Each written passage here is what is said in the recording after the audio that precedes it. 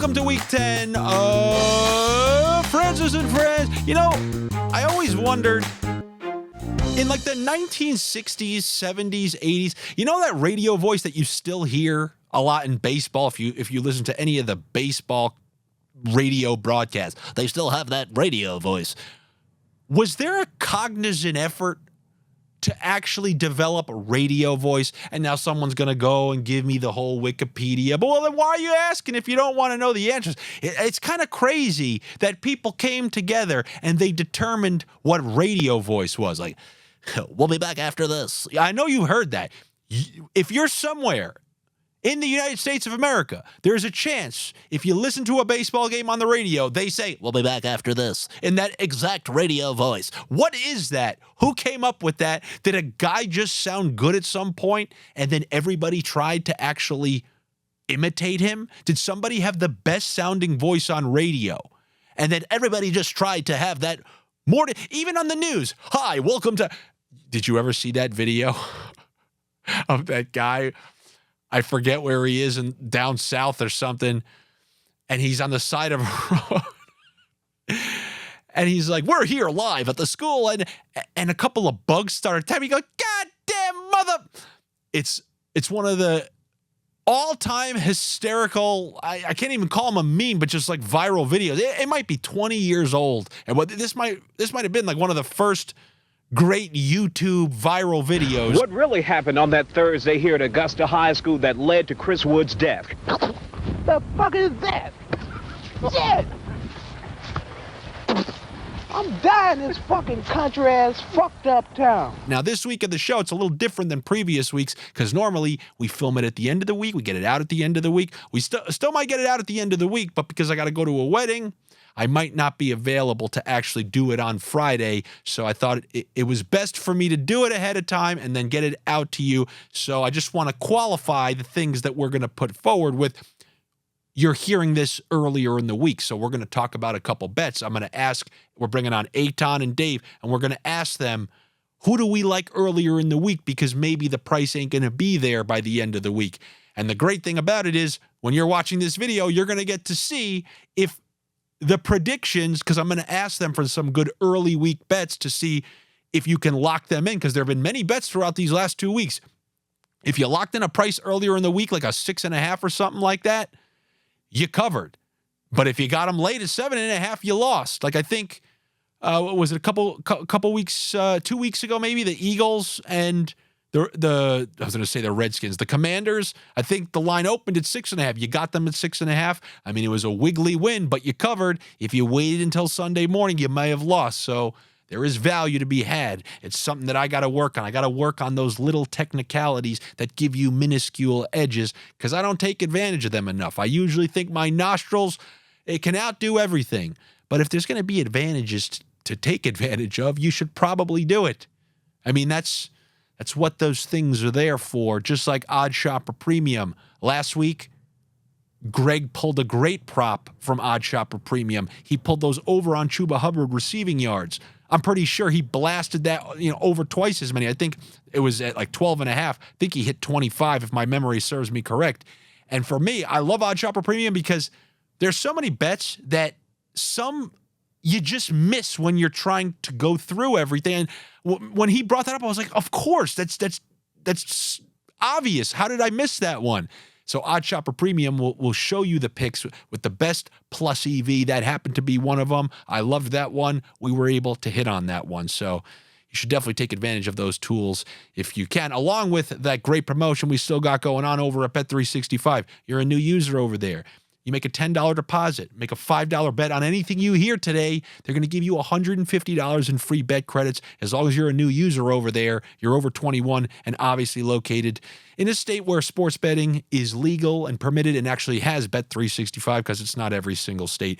Everything you need to know is in the description of this video, along with a link for U.S. users, a link for Canadian users, and a link for those international users for my fellow Balkan folk. And always remember, if you or anybody you know has a gambling problem, call or text 1-800-GAMBLER. So we're going to go to these guys and get some of their early week predictions.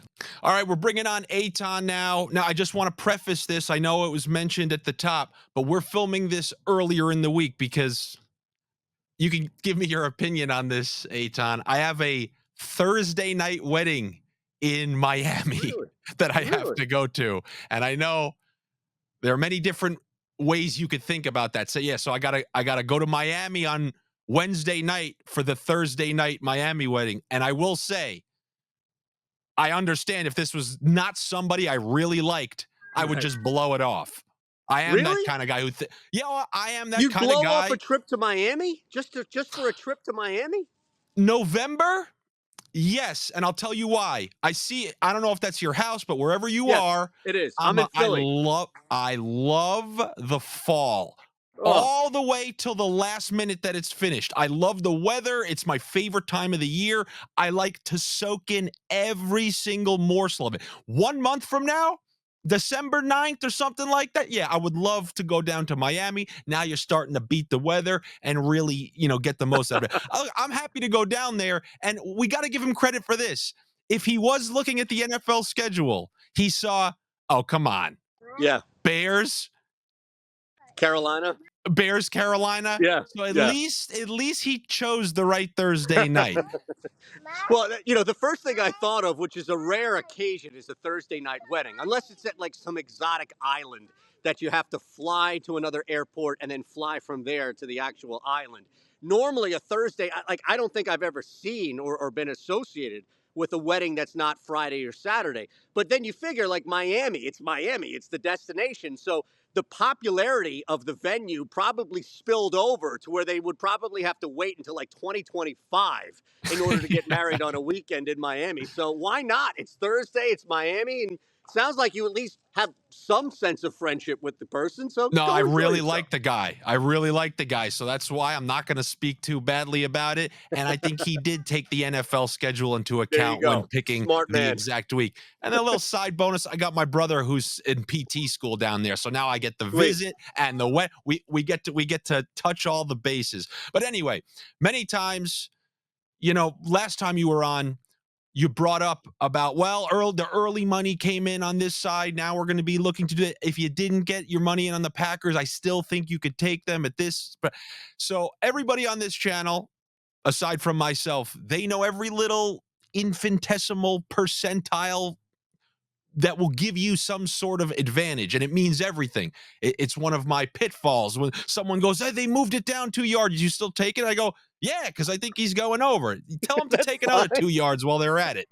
Right. Yeah, so I really said that. I said, give them another 2 while you're at it. But all kidding aside, if you are somebody who's really trying to maximize value, like that's what Odd Shopper Premium does, and I do defer to those picks to be like, okay, yes.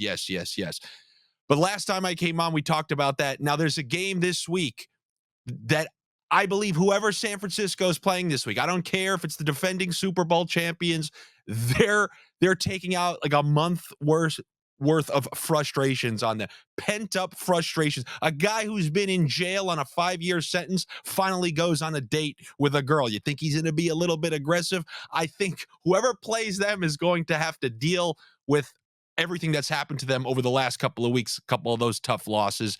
So as somebody who wants to take San Francisco, I think right now they're -3 and they're at Jacksonville. Right. Would it behoove me to wait? Or is this one where if I like San Fran, I should probably get in on them early? Or is this one where it doesn't really matter? I could take them now, later. Yeah. So I feel like Jacksonville is the sneakiest, or maybe not sneaky. I feel like Jacksonville is the quietest good team in the NFL right now, Andy. 100%. Very easy to simply overlook the fact that they have a winning record and that they've been playing really well, and that outside of a couple of issues last year we've seen with consistency and accuracy, like the defense is there and accuracy from Trevor Lawrence, that looks locked in.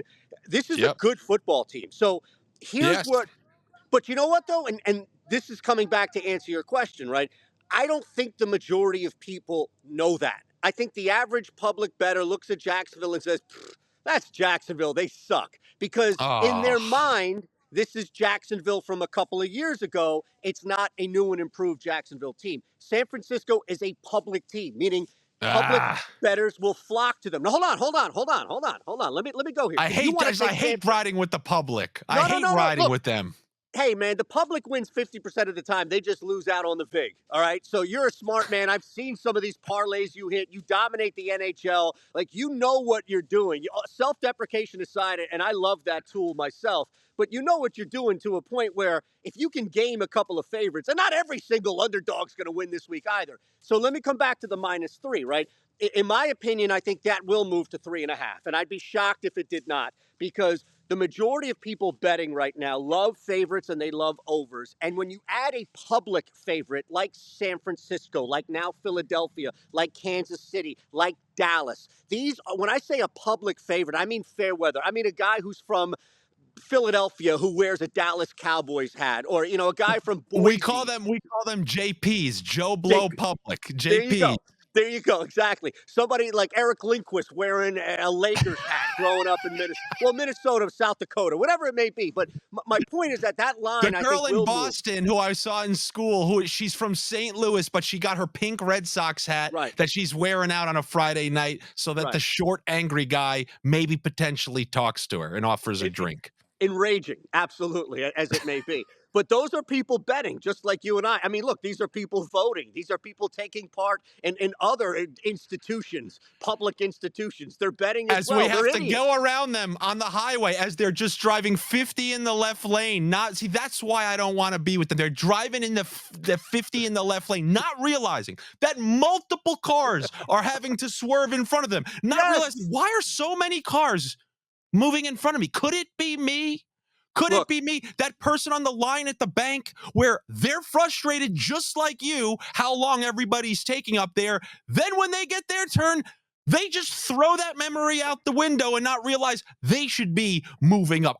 I'm an all-time quick bank visitor. I got everything ready. I get my ticket and I'm out of there because I know what it's like to be them. I don't know why I just talked about all that. No, but real quick, I know we're talking football here, but I spent time up in Calgary. I was working for Hallmark and I was working on a motion picture. Yeah. So I used to work. This was right out of college. I got lucky with an internship for Hallmark. They shipped me to Alberta, basically Calgary in Alberta, and I was there for a 6-month movie shoot. It actually aired on ABC. It was called Dream Keeper, and it was like a maxi series, 5-day series on ABC. I wasn't like, I'll tell you technically I was in the movie as an extra towards the end.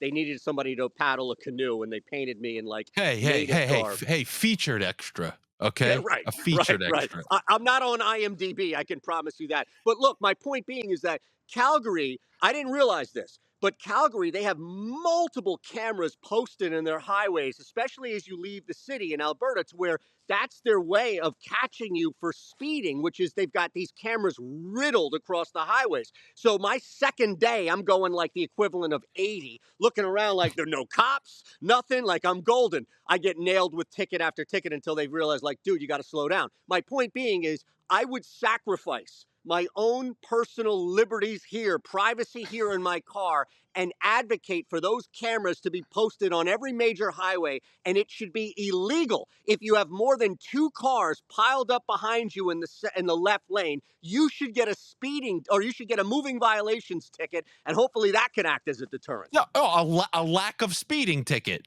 Yes, a lack of speeding ticket. Being an asshole ticket. Absolutely. We might rack up a few of those along the way too in different capacities. True. So yeah, I tend to think that San Fran, I mean, just removing. Yes. I know they are a favorite team, but that's fine. Adding yet another defensive player, and I think when you bring Debo back, and I think they know they want to reimpose that thought. They quickly went from, this is the hands down Super Bowl favorite to, they're kind of one of the better teams in the NFC. And my guess is a team with Super Bowl aspirations is really going to come out. But I for one, do not discount how good Jacksonville is. I think they started 2-2 and have ripped off 4 straight. They have. whether it's in London against the Bills or beating Pittsburgh in Pittsburgh, which clearly they're 5-3, so they're finding ways to win. So I don't discount it. I guess I'm putting a little extra faith in old Shanahan coming off a bye. I don't think there's anything wrong with that, to be honest with you. Look, and again, it takes a lot to move a line through 3, right? Like Brock Purdy would have to be ruled out of this football game, I think, for that line to be moved through 3.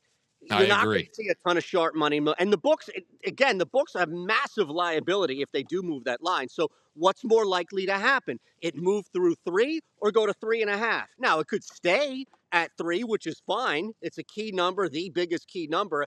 So I think if you look at betting San Francisco, you got to take the 3. And really on both sides of it, if you want it as far as like Jacksonville, you should probably wait. But San Fran jumping on it early at 3, I have no problem with that. Yeah, that's where I'm at. And always feel free if you have a problem, call 1-800-GAMBLER if you have a gambling problem. But if you have a problem with any of the picks that I make here, you can just send them right through my vampire heart. Fair I don't enough. mind. I feel like every time I've had you on, you're the king of these wiggly 1-point spreads. And I'm like, Okay. what the hell? Do you want something larger? But you're always no, because the reason I say one. that is I was looking and I saw like 3 1-point spreads on the slate, and I'm like, oh, this is a week. I got to call Eytan. Watch this. Like, Sanders got it right. We got this 1-point spread, so it doesn't have to be. But I just if there was a line if the Eytan line on picks given out, the -1 picks were coming in at -250. If there were like roulette chunks of the board. If you could bet on it, I would take Eytan's taking one of those like Cardinals 1-point spreads or something like that. But when you were looking at the early lines, was there something that stood out to you?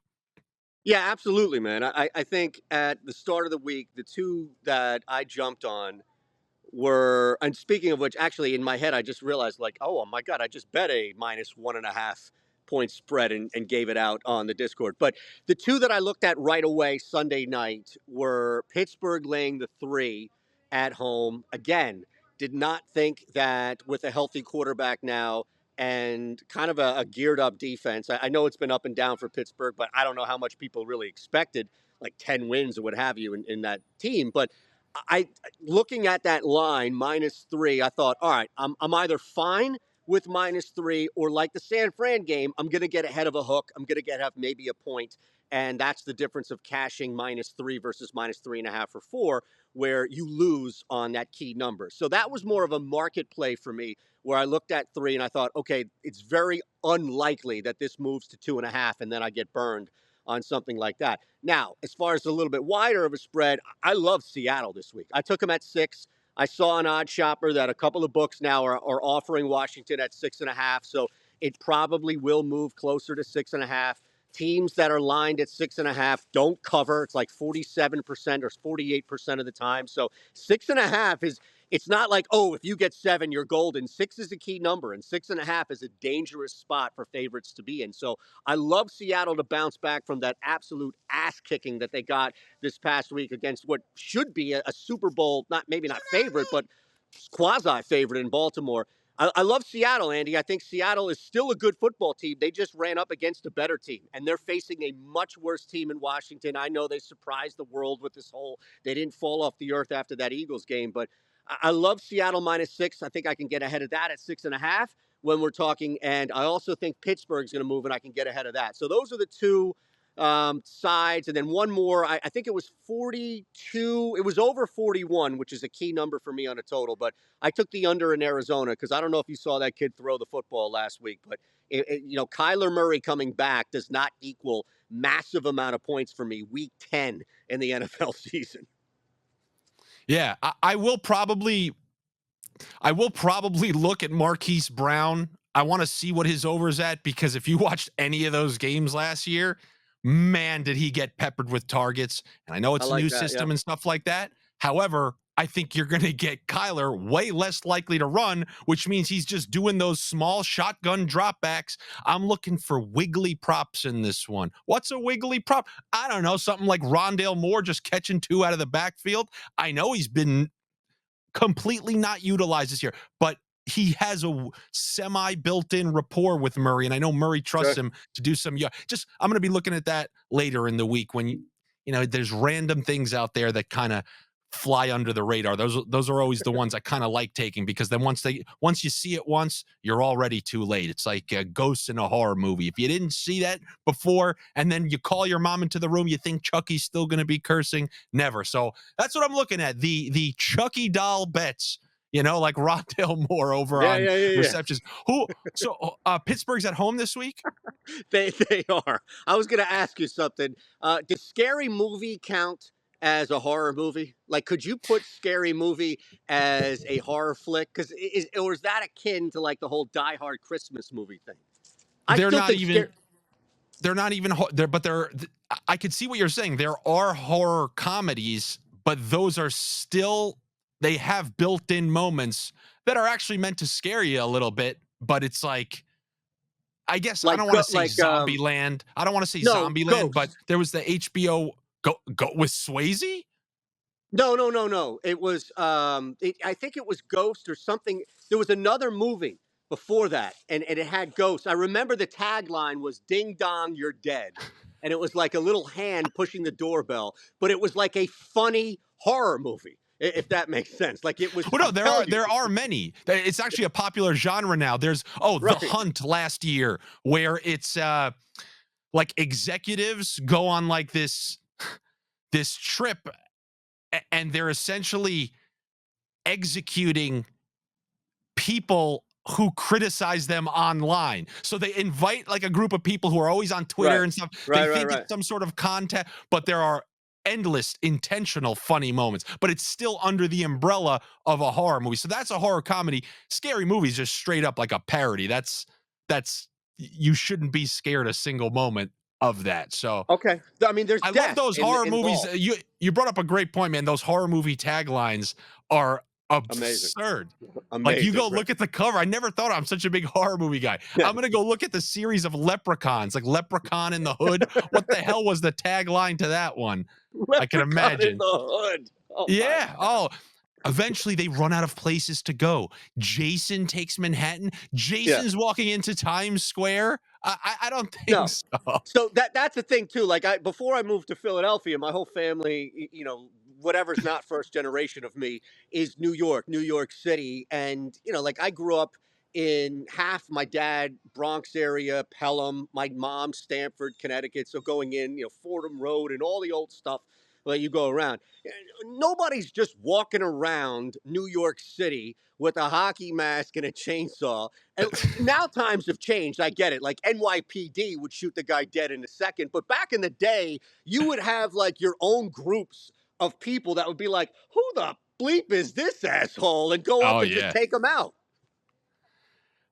Well, I remember there was a pack of hooligans who pulled their knife on him, and then he removed his mask to show his face, and then the hooligans all ran away. But they did depict New York misery quite well. Jason That's not difficult to do. It's a great. Nobody would ever notice this. He walks through the door of a diner looking for like the two people he wants to kill or whatever. He just walks through the door. You know that thing where they don't open it, they'll walk right through it and destroy it. And the cook at the diner just goes and throws a towel over his shoulder and goes to like fight him. Yeah. Every other person who's come across Jason's be like, oh my God, this New York diner employee has had such a miserable existence to this point. This is just another day in his life. Seeing a serial killer a masked murderer busts through the doors, just another day for him. Towel on the shoulder. I'm going to go fight this guy. No big deal. So another great I want to see Jason in Detroit. I want to see Jason in Little Rock. I want to see Jason in Beirut. Show me some places that are tough to get out of, cuz. Well, they sent him to space after that in Jason X, and he somehow made it back to Camp Crystal. That's the inevitability. Fast and the Furious, rumor has it, they went to space too. Oh, you run out of places. After Tokyo Drift, you circle the globe, you're racing at the bottom of the ocean. Eventually, you got to go to outer space. One thing that I'll just end on about Pittsburgh, I said this to Loughy a couple weeks back when they played The Rams, I've been saying the same thing about the Rams 3 straight weeks that they've covered for us 3 straight times betting against them. Never seen a team in the history of my life have a 1 week or a week 1 reputation that lasts the whole season. Yeah. They were considered one of the worst teams in the NFL going into the year, fighting for the least amount of wins. They have a great week 1, and the reputation has remained the entire time in terms of the lines that they're putting out there. So, like, whether it was -6 against Dallas or even last week, I mean, Green Bay played awful, and even they covered with relative ease. But what I said about Pittsburgh when they played them is they have a winning record. We haven't even seen them play well yet. That's the crazy thing. Like, and now they get Deontay Johnson back. He has a pretty good rapport. I guess, he's supposedly been good with everybody. Like, he's always somehow drawing a bunch of targets. And then the running game worked a little bit against a run defense that has been pretty good. There actually might be some room for Pittsburgh to grow, even though I know everybody kind of hates them. What if they actually start playing a little better and more consistently? So it's another reason I think there is to like that Pittsburgh bet. And right on cue about those Packers playing awful last week, they're going into Pittsburgh. Right. So a team who's just awful every single week, they get a, okay, there was a touchdown in the 4th, but that game was actually in question versus the Rams the entire game, even though the Rams got awful out there. And that game was in question. Rams. Yeah. 100%. And then they're going into Pittsburgh, who they have extra time to prepare for this game. Deontay Johnson now, a couple games back into this, clearly showing he's an upper echelon receiver, finally got into the end zone. I think he'll get into the end zone again just to stick it to that long non-touchdown streak. But I really do like that Pittsburgh play. That's probably going to be one of my favorite ones. So you're saying that's one I got to get on. All right, good. I got 2 I want to get on early. Okay, that's good. And -6 for Seattle, like that one. I actually like the under, and if you can get 45, that's fine. I like the under in that Washington-Seattle game too. But those would be the 3. Okay. So I just did this too. The Vikings. I put this as for anybody out there who doesn't like to read, don't worry. I just spoiled the whole column here for you. My NFL upset of the week this week is actually for Odd Shopper is actually the Vikings. The biggest I just saw this. Dennis Allen has a 26% chance to cover anytime he's a favorite. 26% chance to cover as a favorite. He's a 48% chance to cover on the road just overall. Derek Carr is now 2-6-1 this year on the spread, just against the spread as a quarterback. If you look up his ATS record as a road favorite, it is almost as bad as Dennis Allen.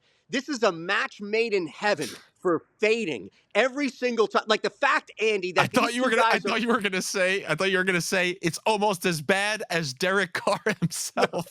No.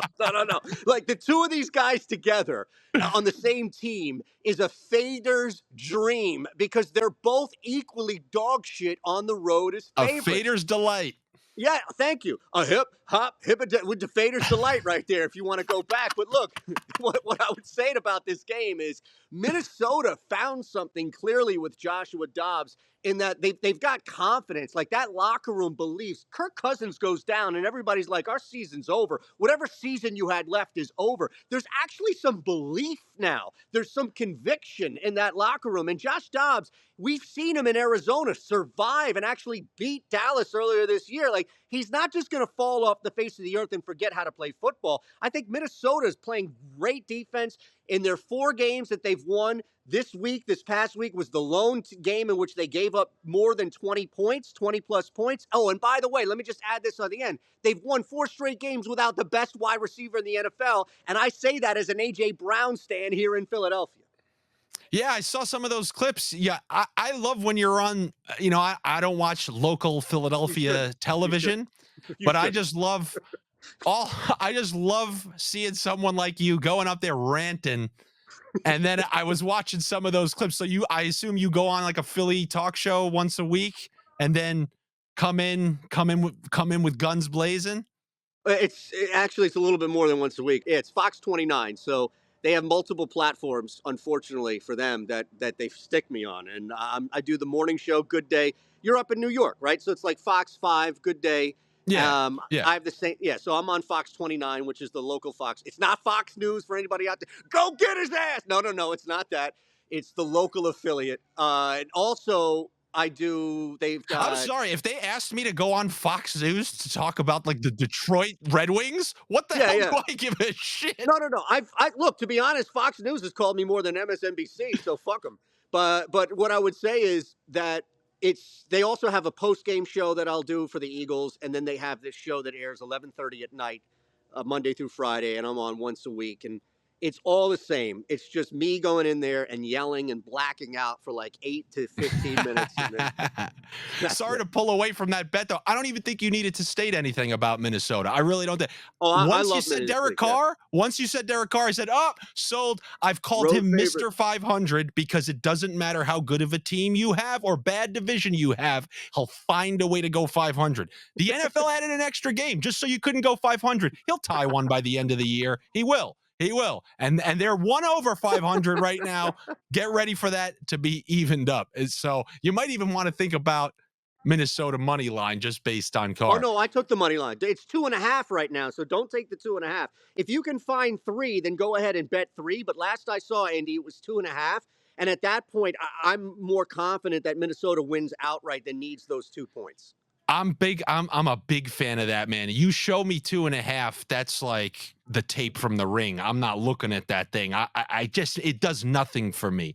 I need to know that if it goes to overtime, that I'm not going to lose a guaranteed loss by getting those 2 points. So I'm with you on that. You either go one way, like the Chargers. I was like, the Jets are due for a lot.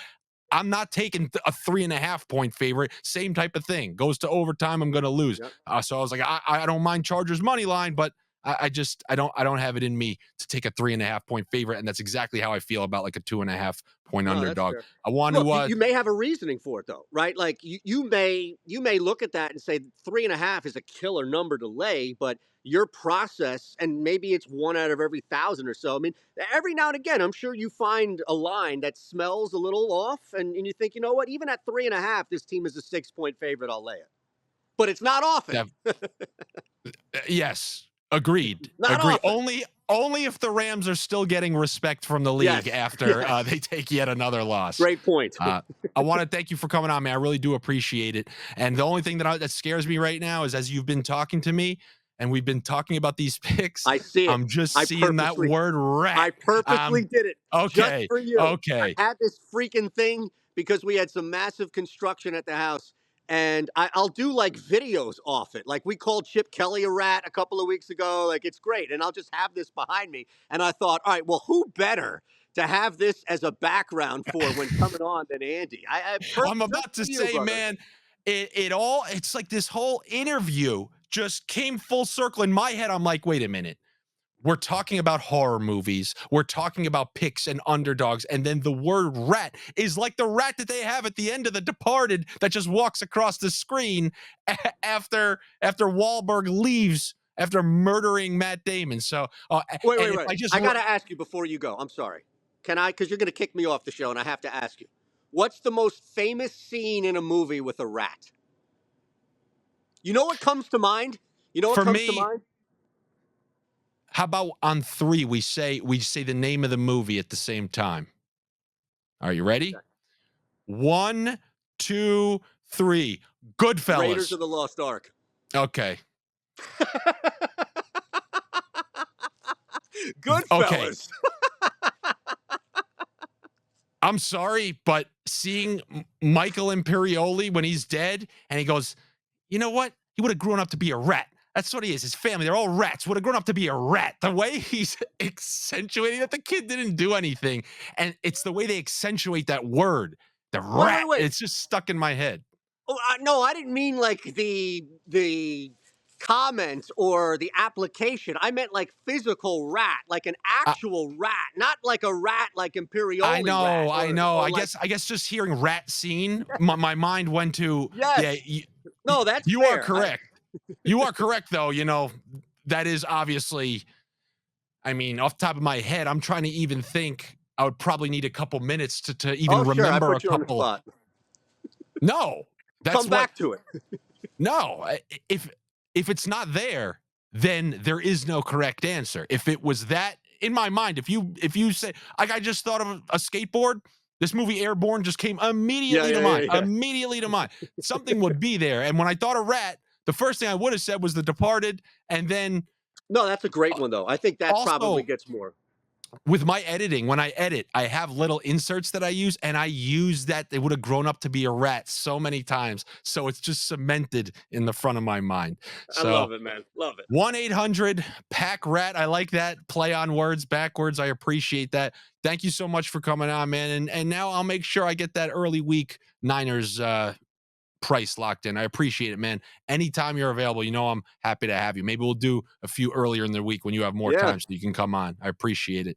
Anytime, Andy. Enjoy what's left of the fall. You got a great landscape behind you. One of those people who lives out there in Chico, California. They're jealous. I'm telling you. They watch those fall movies and stuff. They don't have that. They don't have that type of shrubbery you have in the background. Wait a minute. You're talking to the wrong guy, brother. I'm slowly moving from the top of the Northeast down, and hopefully, God willing, with my wife standing like 15 feet away from me, the reason why we're still here will come around at some point, and I could go down to you can bet legally in Florida, Andy, there is no longer a reason to leave the state. And you've got hockey. Get out of here. I am a part-time resident in Florida. I'm well aware. I apologize. I think you mistake how hot as balls it is. I truly think you don't understand. October and September, when football, you mentally turn the page in your head. Oh, it's so nice. You can kind of feel a little comfortable. It's a nuclear holocaust down there in September. And I'm not kidding. What about air conditioner? Can you just stay in the house for 2 months? You can. And my barber down there said something that I didn't have a good answer. I go, all right, you got me.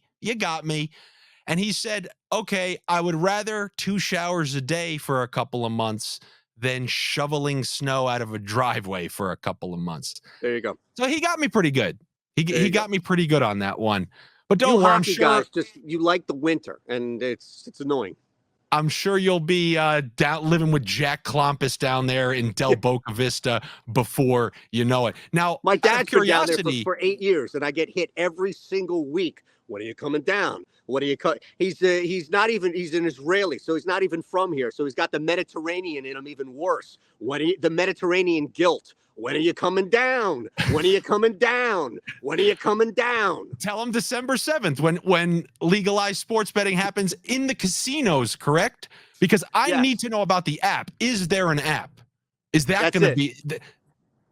So you can't do it on your phone? No. I was just re-emphasizing what you were saying, which is that's what you need, an app. I'm with you. I don't know the answer to your question. I'm sorry. Yeah, so I'm pretty sure they're being hush-hush, but I did a little investigating, and that really just means I downloaded one app and then looked at it. I downloaded the Hard Rock Sportsbook. It's called like Bet Rock. Yep. Something like that. Hard Rock Bet. And it gives you an option to choose Florida at the beginning. And my guess is whoever's working at the company didn't hire somebody to put that in there and program that into the app if there wasn't going to be a trickle-down announcement coming at some point. So if Florida wants me, I am a resident. I'm a Florida resident, but if they want me down there in Septembers and Octobers, they better get that app up and running, and then I'll be there. But thank you so much again, man. I really do appreciate it. I hope to talk to you soon. Anytime, brother. I appreciate, even for a snowbird like yourself. Anytime. Later, brother. All right, now we're going to be bringing on Dave. Dave, I want to thank you for coming on earlier in the week. I know it's a little bit different. As I was mentioning to you last night, I got the Thursday night wedding in Miami where you can't wear black or white. How do you feel about that? I mentioned to you, I'm so far removed from that lifestyle now that the idea of a Thursday night wedding to me is so foreign. As Eytan brought up, if you wanted a Friday or Saturday wedding in Miami, you may have had to wait 20 years. So there may be an explanation in that front. And as I told him, this is a guy I really like. I'm not going to speak badly about it, other than maybe he was factoring in the NFL scheduling when he saw, okay, look who's playing on that Thursday. We can do it then. It's Carolina, and come on, we can do it then. But it's Cuban themed, and we got to wear no black or white. I'm trying to figure if I should go with the yellow pants or how I got to look like Razor Ramon to make my entrance. But anyway, we gotta do things a little bit earlier this week. So I do appreciate you coming on. Another win for your Eagles last weekend. Another week where you don't get the best from them. I mean, that might be the best quality imaginable. Like the other side of that is, oh, we play extremely well and don't get the win. There's nothing worse than that. So arrows up for the Eagles here. You must be relatively happy, all things considered, Yeah. being that you didn't see what you wanted and then they lost Goddard. Yeah, losing Goddard's tough, but it's a weird game. You know, the defense steps up at the end with getting the sacks, but Bradbury looked like he was getting cooked all game. I don't know. I came away from that one saying, man, that was a great final stand. Good thing we got the win, but it never should have come down to this. Prescott cooked them, and CeeDee Lamb had almost 200 yards. Maybe it's just a natural pessimist in me. I'm glad they won. It's a divisional spot. Obviously, both teams are hyped up, but it just feels like every week you're saying there's things they need to clean up, which in an odd sense is good because they're 8-1. Great. You know what I mean? In a way, it's like, great. oh, they need to clean this up, but they're 8-1 going into the bye week, and then they've got a grueling schedule coming up after that. If they clean some of these things up, the Eagles are just going to be routing teams, but they haven't yet. I'd rather have the narrative come playoffs. You can throw on this team all day long, opposed to last year where nobody's doing a damn thing against this defense. Can you imagine what Patrick Mahomes is going to do without the use of his ankles? Or of his right. Sure. What do you have? A high ankle sprain? And then look what happens. He throws for 400 yards against Devonta. I'd rather everyone think that, okay, yeah, that you can just funnel through the air against them. And then when, somewhat veteran secondary comes to play come playoffs, they start shutting things down. I know it's weird to say. Give me 12 weeks of mediocrity, 14, as long as it hits at that right time towards the end, because that's the only time it matters. Well, you're right. But, the funny, I was cautioning people again. I'm not trying to say that, I'm telling the future over here. But last year, going into the postseason, I was cautioning people going into the Super Bowl specifically that if you're not looking at who the Eagles faced all season long, you're just lying to yourself. They had the most cupcakes. Now, they were a good football team. Don't get me wrong. They still got to the Super Bowl, ended up being a one-possession game that, that Hurts fumble that turned into a touchdown was the difference maker. The offense looked phenomenal in that game. It was a real Super Bowl. It's not like by any stretch they didn't belong there. They did. But But Patrick Mahomes was far and away the best quarterback they faced all year. They faced a lot of terrible offenses. So of course they're going to struggle to throw the football. The Philadelphia Eagles would go up early, and then they would force teams to immediately abandon the run. Because don't forget, the run game last year, the run defense is what struggled through the first 10 weeks of the season. Then they bolstered it a little bit. They brought in Ndamukong Suh and Linval Joseph off the couch. That was the thing, but they hadn't faced anybody good. This year, they're going to have some tough opponents. It's going to look a little bit different. They keep covering the spread, though, by the way. They keep covering. My words are of encouragement. It's not me getting that. Yeah. It's me with having no skin in the game saying, go, give me that team who keeps weaseling wins while playing poorly, because eventually you're going to see the pieces of the team that aren't playing well play well. Go ahead. Keep letting Devontae Smith struggle. Let's see how it is week 15, 16 when you really want to see, that production and whatnot. But I guess that's the Eagles on bye this week. Yep. Yeah, so we don't even have to really focus on that. Maybe their sideline attendant can get some new underwear or something like that. I just showed you before we start. I don't know how you didn't see it. Yeah, there's a video. I mean, what's your how could you? And if you don't know what this is, go look up Thongate. There's a sideline. I don't know if he's a part of the staff. I think he's a part of the team staff who's wearing a red edible underwear thong that's exposed when he hits the floor. And I just can't fathom being on a sideline and having even a chance that it can be revealed. What was that guy thinking with the thong on the sideline? That was my first thought. If I'm doing that, I've got a shirt tucked in my pants, just, as a second layer of defense, because that's bad stuff. I mean, look, I suppose to each his own. If the comfort level's there, go for it. But first of all, go straight. We have to kind of dissect this from a couple of angles. If you're gonna do it, you have to go like a black or a white. You can't be going a pink shaded red color. Like you said, you can't be going licorice flavored edible underwear style. You can't, because at least if it's like if it's black, you could explain it away somewhat. I mean, I wouldn't want to be the one that has to defend myself in that position. Be like, listen, man, it's comfortable. I like the feeling. But then when you have to explain the color scheme on top of that, That's I don't think you can.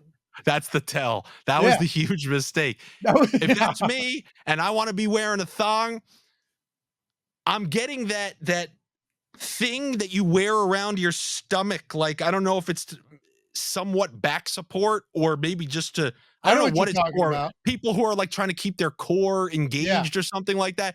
And then if the thong's revealed, then they go, but wait, he's got something on the lower. Oh, he must it must be keeping that up. I just need an excuse.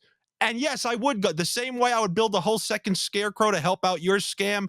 You got to be like a magician, show you over here and move something over there. And I don't know what's going on, but there was something very Halloween-y going on that field because you had the ref in that game just grabbing fistfuls of ass of Eagles players. I don't know. Maybe the Cowboys, maybe that was their way of getting the Eagles defense out of rhythm or something like that. I don't know what that was other than you can't get away with these things anymore. We got hawks in the crowd. They'll spot thongs. They'll spot ass grabs. You name it. And it's going to be found out there on that field or sideline. The weird thing too is Byard didn't even react to it when he was getting the ref was playing a little grab ass.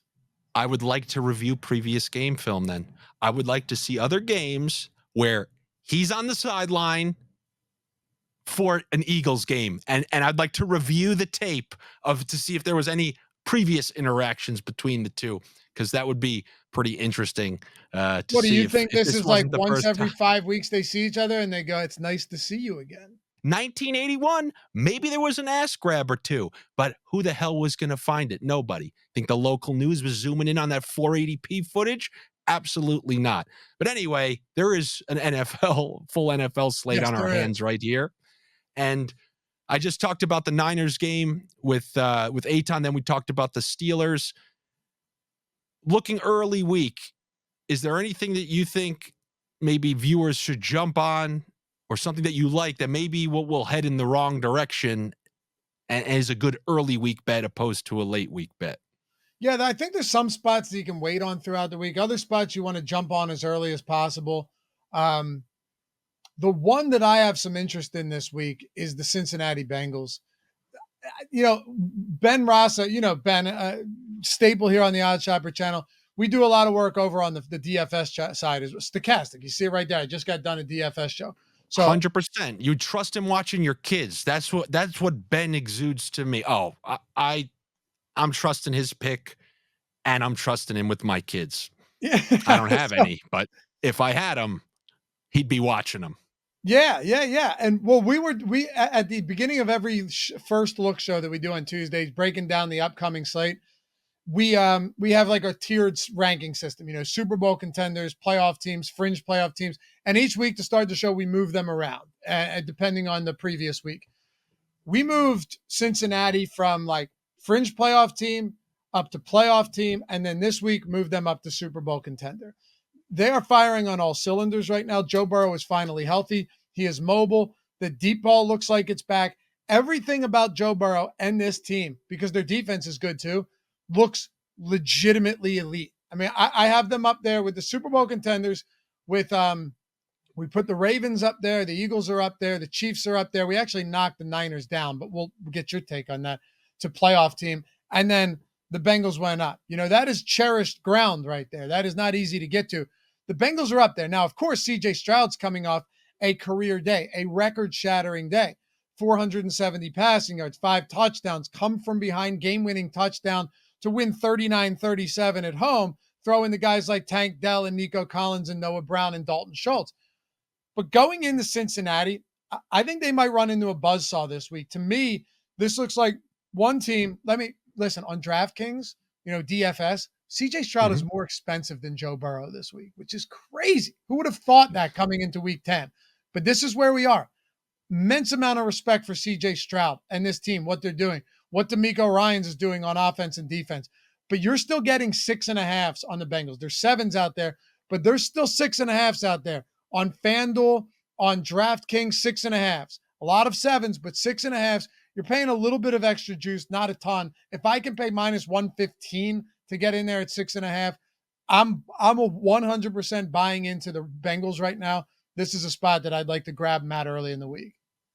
1,000% couldn't agree with you anymore. And even more so, I often tell people, hey, with the NFL, unlike any other sport, hit Control Alt Delete. Okay, if you saw something, it doesn't always mean it's going to carry over. But as far as the Bengals go, once you start seeing it for a couple of consecutive weeks, and they're playing a team, if you had to go to a wedding in Miami last Sunday and you couldn't catch any of the games, and then you just happen to say, you know what, I'm not even watching any of that. And then you're looking at these prices and you're seeing a team who just lost to the Carolina Panthers on the road go into Cincinnati. You're thrilled to take it. But, you can't help yourself. You watch the highlights. Every show leads with Stroud and the comeback pass. It was unbelievable. It was great. Guess what? Look what Josh Allen did against that same secondary a week before that. Absolutely massacred them. So that's what you can do against that team. And as Loughy just pointed out, the defense it's both the offense and the defense that's playing better, and they're operating on all cylinders. I can fully get behind that 6.5. That is one, like the other bets that we mentioned, that will probably head in the wrong direction if you want to take that side. So those would be some. Make a good point though with Stroud coming off of that loss to Carolina too. I mean, look, there's a lot of parity in this league. Week to week, weird things happen. But the Bengals are also coming off wins against definitive, a statement win against San Francisco, and then a big win against Buffalo. I know that Buffalo defense and Josh Allen aren't firing on all cylinders right now, but it's still a game you mark on your schedule, right? Buffalo huge game. Bills, Cincinnati Bengals. And Bills, the Bengals, I know that was 24-18, but it felt like the Bengals were in control all game. This is less of a momentum thing for me and more of a let's look at what the Bengals are now with Joe Burrow fully healthy and what we expect. They did this last year too. They covered like 11 of their last 12 games after getting off to that brutal start. Lost to the Steelers. Remember, Burrow got picked like 5 times in week 1. 100%. Then they got a win against Joe Flacco and the Jets, but then they lost the game after that and it looked ugly. And then they went Dallas to Dallas's backup. Everyone thought, okay, that's what it was. Yes, good call. Yeah, because of Cooper Rush, maybe. Yes, that's exactly what it was. Yeah, it was him or Ben DiNucci or one of those guys. But yeah, exactly. That you're right. And then they went on this massive tear. So I have no problem if I'm getting in under 7 points going with the Bengals this week. It's a good point. And from a DFS perspective, I mean, I would imagine did the pricing, because that was the Sunday night game.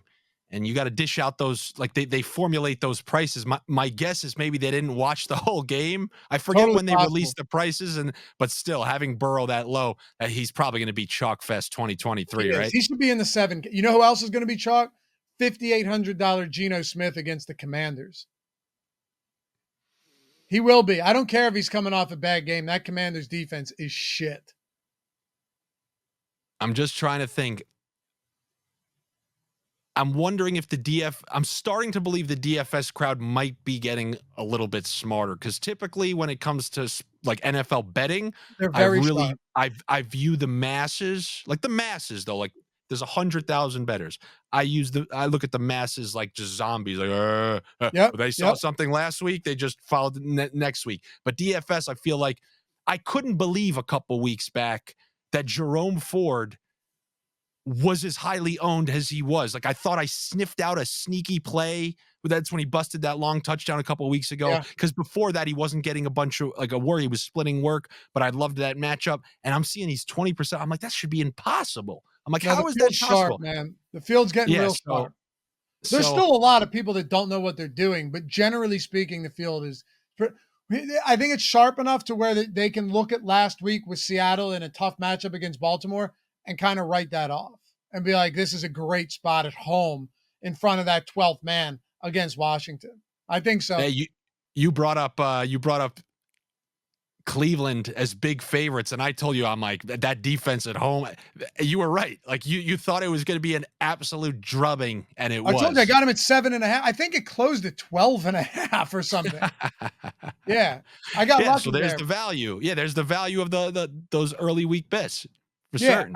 Truthfully, the reason I played that at 7.5 was because it could have been PJ Walker and Kyler Murray. I could have gotten the bad end of both of those and still been okay with it. But then we got Watson and I got Clayton Tune. So at that point, it was like, all right, here we go. What do you think about using, I'm not going as far as stacks, but what do you, how sharp is that DF? Are they as sharp as you think? Do they have the balls to play some Arizona skill position players in Kyler's first week back? I asked Ben about it. He's 5,900. The skill position players are cheap. Here's my thoughts. If he does in fact play, I know it looks like he's trending towards getting on the field. I have a little bit of interest there. And the reason is there has been zero incentive for Arizona to rush him back on the field unless he's 101% healthy. There's no reason to rush Kyler Murray back onto the field. Sure, he'll still be rusty, but they have nothing to play for. They're not playing to win games to get to the playoffs. They're not playing for anything outside of draft picks. So why would you bring him back unless he's 100% there?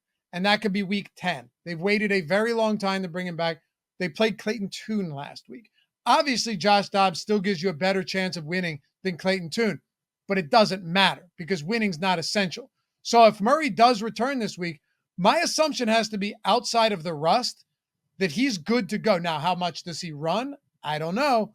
But see, that's why I say I'm not probably going to play stacks because he's probably going to be less likely to run. Everybody in their first game back always says that. And we know how hard he would pepper Marquise Brown and then even Ertz in those games. Yeah, that's what I'm saying. In those games that he played before when there was no Hopkins. Gotcha. A ton of Ertz, a ton of Marquise Brown. Now, it is a new system and whatnot, but McBride and Marquise Brown, it could go either. It could be nothing because he just looks completely lost, or a repeat of early season from last year. And who do they have this week? Atlanta. And Atlanta's just been getting, I mean, what are they doing in Atlanta? That's, it's a good matchup on both sides, quite frankly.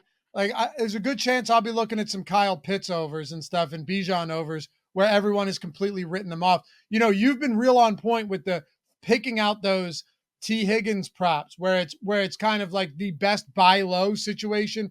Buy low on the Devontae Smith receiving yards props. You've had a handful of those over the past few weeks, buying low and selling high on these guys when their props go through the roof. You could even make an argument for, AJ Brown last week when those props are through the ceiling. Yeah. I think you're going to get real buy low opportunities on some of these Falcons guys to the point where they don't even have to be great. Yeah. You just really sparked. That's what I'm going to give out to the crack addicts. That game, when you look at the Pittses of the world and the Marquise Browns, there's a chance, not saying guaranteed, they could crush their overs. So yeah, absolutely. Maybe we'll be dishing out some of those. Thank you. This could be the bet that changes everybody's life. And it all started right here on an early episode of the show. No, we only get credit when they win. Let's just say we're like religious icons. We get the credit when you do well. No blame when you don't. I like to look at it like George Orwell's 1984. Just memory hole it when it loses. 1,000%. You see my winners, and when I lose, I go on vacation to Miami to go to a wedding. All right, everybody. Thank you so much for coming back. Thank you for bearing with me, working around my schedule. Dave, thank you for making time earlier in the week. I really do appreciate it. Next week should be, a more normal run of it. We'll talk to you then. As always, make sure you're subscribed to the Odd Shopper channel here. We always appreciate it. Check out some of these other guys' videos. Check out Dave's video that he was just talking about with Ben, where they're looking at some of the DFS plays. We got our picks for the NFL Sundays. Everything's available to you here, and it's all some quality stuff to help you, turn into that millionaire that you think that ticket on Sunday, every Sunday, is going to eventually make you. All right, guys, I'll see you next week.